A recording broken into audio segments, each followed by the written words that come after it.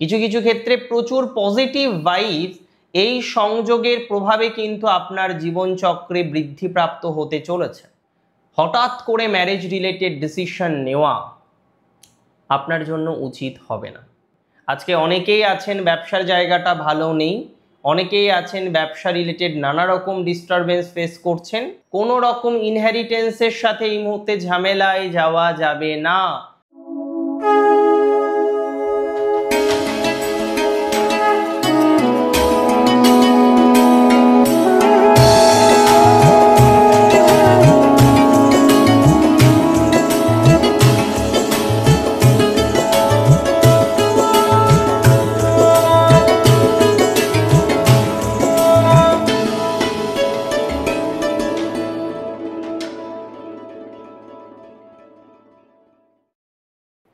নমস্কার, জয় শ্রী গণেশ।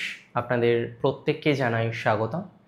আলোচনা করছি আজকে যে রাশিটিকে নিয়ে, সেটি হলো কুম্ভ রাশি। কুম্ভ রাশি অ্যাকোয়ারিয়াস, কালপুরুষের রাশিচক্রের 11তম রাশি হচ্ছে কুম্ভ। কুম্ভ রাশি শনি প্রভাবিত রাশি। এই রাশির বিভিন্ন রকম প্রভাব আমাদের জীবনচক্রে আমরা দেখি, পজিটিভ নেগেটিভ নানা ধরনের ভাইবস এই রাশি থেকে অ্যাটলিস্ট পাওয়া যায়।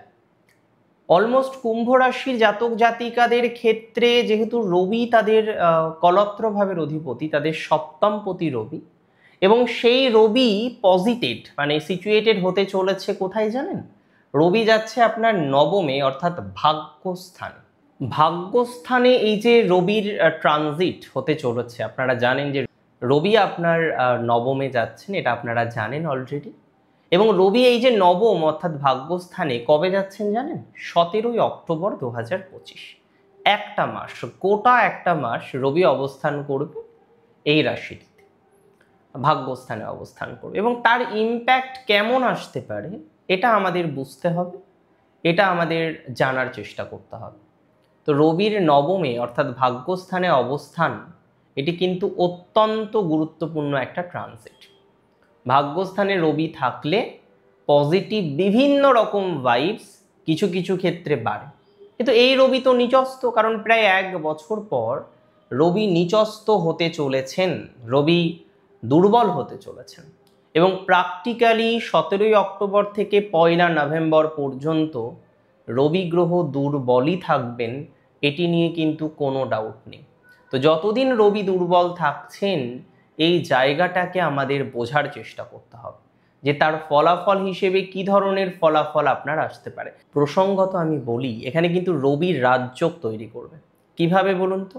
দেখুন, সপ্তম হচ্ছে কেন্দ্রভাব, আর কেন্দ্রভাবের অধিপতি মানে রবি, তিনি থাকবেন কোণে অর্থাৎ নবম ভাবে। এই কম্বিনেশন ইজ ভেরি ইম্পর্ট্যান্ট। এর প্রভাবে আমরা দেখতে পারবো রবি নিচস্থ থাকলেও আপনাদের জন্য হানিকারক নয়, ক্ষতিকারক নয়। কিছু কিছু ক্ষেত্রে প্রচুর পজিটিভ ভাইবস এই সংযোগের প্রভাবে কিন্তু আপনার জীবনচক্রে বৃদ্ধিপ্রাপ্ত হতে চলেছে।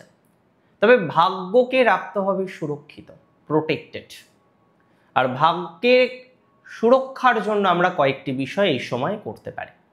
প্রথমত, ম্যারেজ রিলেটেড ডিসিশন আপনাকে নিতে হবে ধীরে সুস্থে। হঠাৎ করে ম্যারেজ রিলেটেড ডিসিশন নেওয়া আপনার জন্য উচিত হবে না। হুটহাট করে একটা ডিসিশন নিয়ে নিচ্ছেন, হুটহাট করে একটা ম্যারেজ রিলেটেড ডিসিশন নিয়ে নিচ্ছেন, সেটি আপনার জন্য বেশ হার্মফুল হতে পারে। তাই আমি কোনোভাবেই আপনাকে অ্যাডভাইস দেব না যে এই সময়ে আপনি ম্যারেজ রিলেটেড ডিসিশন নিন। বিশেষ করে অ্যারেঞ্জ ম্যারেজ রিলেটেড ডিসিশন এই মুহূর্তে কুম্ভ রাশির জাতক জাতিকাদের কোনোভাবে কিন্তু নেওয়া যাবে না। ম্যারেজ রিলেটেড ডিসিশন নিয়ে কুম্ভ কিন্তু বিপদে পড়তে পারেন। আমি কোনোভাবেই চাই না এই সময়ে আপনারা ম্যারেজ রিলেটেড কোনো ডিসিশন নিন। তার জন্য উপযুক্ত সময় থাকবে, সেটা পরবর্তীকালে ভাবা যেতে পারে। এই মুহূর্তে ভাবার কোনো রকম দরকার নেই বা প্রয়োজনীয়তা নেই। তবে কুম্ভ রাশির জাতক জাতিকাদের অনেকে তো ব্যবসা করেন, ব্যবসার ক্ষেত্রে দেখবেন মুভমেন্ট এখন স্লো, কম বেশি চলছে, কিন্তু স্লো মুভমেন্টের সম্ভাবনাটা আপনার এই মুহূর্তে রয়েছে অনেকটা বেশি।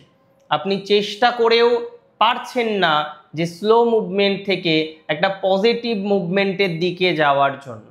তবে আমি বলে দিই 1 নভেম্বর থেকে স্লো মুভমেন্ট থেকে অনেকটাই পজিটিভ মুভমেন্টের দিকে আপনি কিন্তু যাওয়া শুরু করতে পারবেন।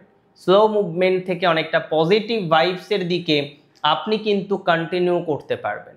আজকে অনেকেই আছেন ব্যবসার জায়গাটা ভালো নেই, অনেকেই আছেন ব্যবসা রিলেটেড নানা রকম ডিস্টারবেন্স ফেস করছেন।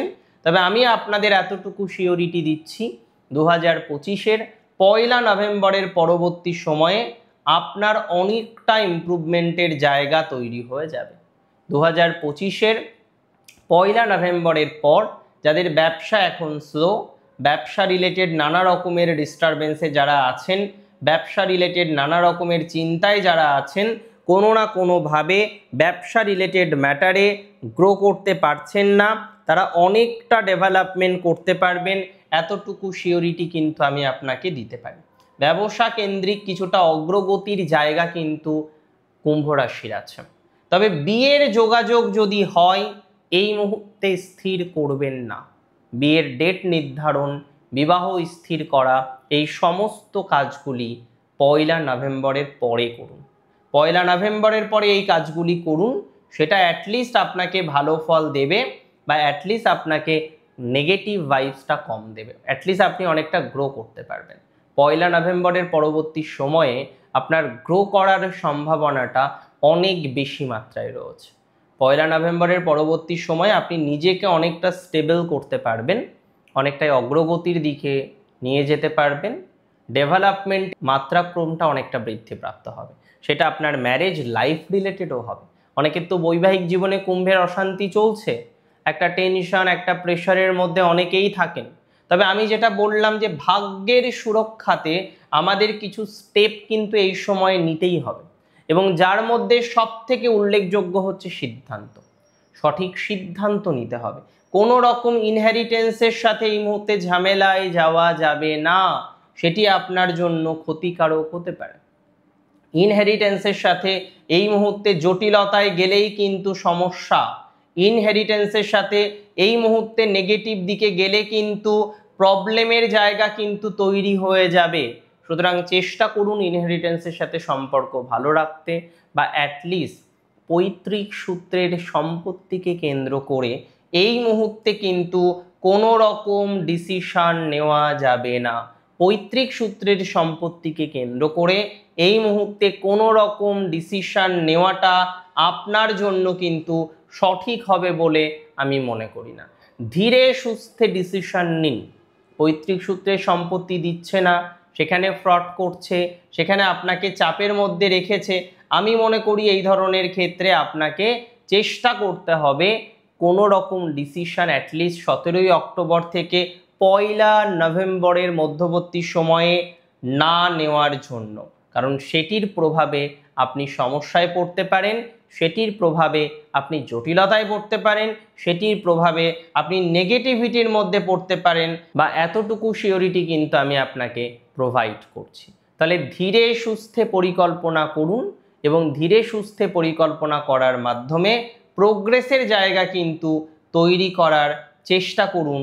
আমি মনে করি সেটা আপনাকে অনেক বেশি এনহান্স করতে সহযোগিতা করবে। এবং আমি কয়েকটি কথা আরও বলে দিই আপনাদের কুম্ভ রাশির ক্ষেত্রে। দেখুন, আমি থাম্বনেলও লিখেছি যে ভাগ্যকে সুরক্ষিত করতে এই বিষয়গুলো মেনে চলুন। আমি একটু আপনাদের শ্রেণী বিভাগ করে দিই যে কোনগুলো এই সময়ে করবেন, কোনগুলো করবেন না। 17ই অক্টোবর থেকে 1 নভেম্বর প্রথমত এই সময় ম্যারেজ রিলেটেড ইভেন্ট আসবে, যোগাযোগ আসবে, বাট স্থির করবেন না। দ্বিতীয়ত এই সময়ে আপনাকে অবশ্যই অ্যাভয়েড করতে হবে কোনো রকম পৈতৃক সূত্রের সম্পত্তি রিলেটেড লিটিগেশন। তৃতীয়ত এই সময়ে কোনো রকম মেন্টাল প্রেশার নেবেন না। চতুর্থত এই সময় দূরে ভ্রমণ আপনার জন্য শুভ নয়। তাই দূরে যারা ভ্রমণ করতে চাইছেন, দূরে যারা ভ্রমণ করার পরিকল্পনা করছেন, আমার মনে হয় এটিকে অ্যাভয়েড করুন। কারণ এই সময় দূরে ভ্রমণ করা আপনার জন্য নেতিবাচক হতে পারে। দূরে ভ্রমণ করতে গিয়ে কিছু বিপদে পড়তে পারেন, কিছু সমস্যার জায়গা আসার সম্ভাবনা থাকবে। সুতরাং মাথায় রাখতে হবে এই সময়ে দূর ভ্রমণ আপনার জন্য কোনোভাবেই শুভ নয়। সুতরাং এই সময় দূর ভ্রমণকে অ্যাভয়েড করুন, অ্যাভয়েড করে পথ চলার চেষ্টা করুন। এটি আপনাকে অনেক বেটার ফলাফল প্রোভাইড করতে পারে। বা অন্তত পক্ষে আপনাকে কিছুটা সাপোর্ট করার চেষ্টা করতে পারে বলে আমি মনে করি। এই সময়ে যাদের অ্যারেঞ্জ ম্যারেজ এবং বিবাহিত জীবনে ডিস্টার্ব চলছে, হঠাৎ মনে হলো থাকবো না, ডিসিশন নিয়ে নিলেন, এই বিষয়গুলো প্লিজ করবেন না। কারণ এই ধরনের ডিসিশন নিয়ে আপনি অন্যরকম বিপদে পড়তে পারেন।